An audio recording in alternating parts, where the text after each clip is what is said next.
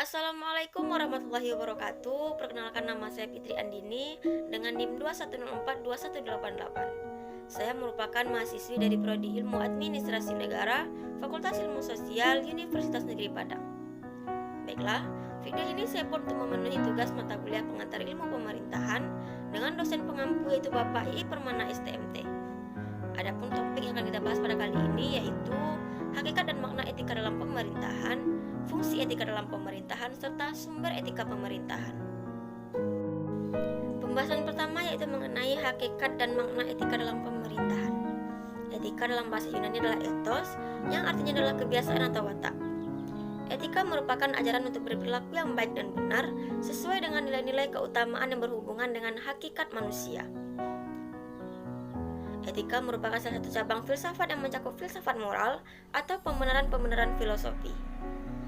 Sedangkan etika pemerintahan berkaitan dengan bagaimana aparatur pemerintah dalam melaksanakan fungsi dan tugasnya sesuai dengan ketentuan yang seharusnya dan semestinya pantas untuk dilakukan dan wajar karena telah ditentukan atau diatur untuk ditaati dan dilaksanakan. Wujud etika pemerintahan adalah aturan-aturan ideal yang dinyatakan dalam Undang-Undang Dasar, baik yang dikatakan oleh Dasar Negara atau Pancasila maupun dasar-dasar perjuangan negara atau teks proklamasi.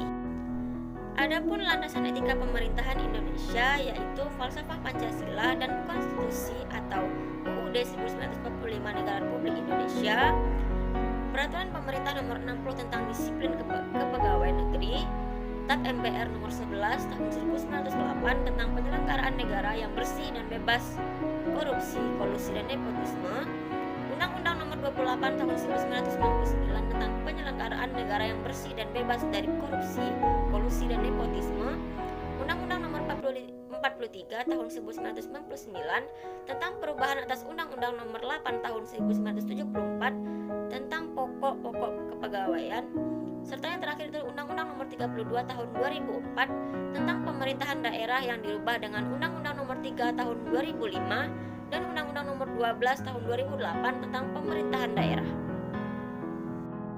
Pembahasan kedua yaitu mengenai fungsi etika dalam pemerintahan. Dengan adanya etika dalam pemerintahan, maka pemerintahan akan berjalan dengan lebih baik. Para aparatur pemerintahan memiliki kesadaran moral yang tinggi pada politisi serta dalam mengemban tugas dan tanggung jawabnya, sehingga kejujuran, kebenaran, dan keadilan dapat diwujudkan.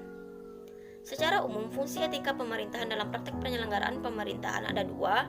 Yang pertama sebagai suatu pedoman, referensi, acuan, dan pelaksanaan tugas-tugas pemerintahan. Yang kedua sebagai acuan untuk menilai apakah keputusan dan atau tindakan pejabat pemerintahan itu baik atau buruk, terpuji atau tercela.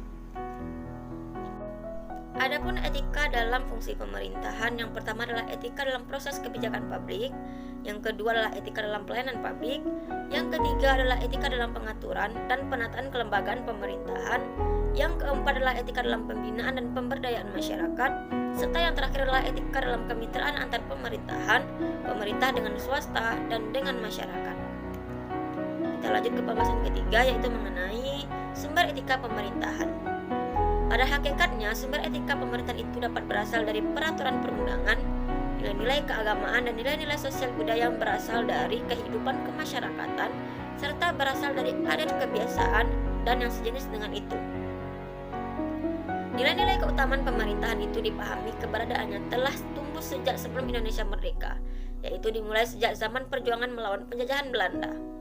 Jika dirinci, nilai-nilai tersebut bersumber dari Budi Utomo, Sumpah Pemuda, Proklamasi 1945, Pancasila dan Undang-Undang Dasar Negara Republik Indonesia tahun 1945, Undang-Undang dan Peraturan Pemerintah, nilai-nilai keagamaan, dan nilai-nilai sosial budaya.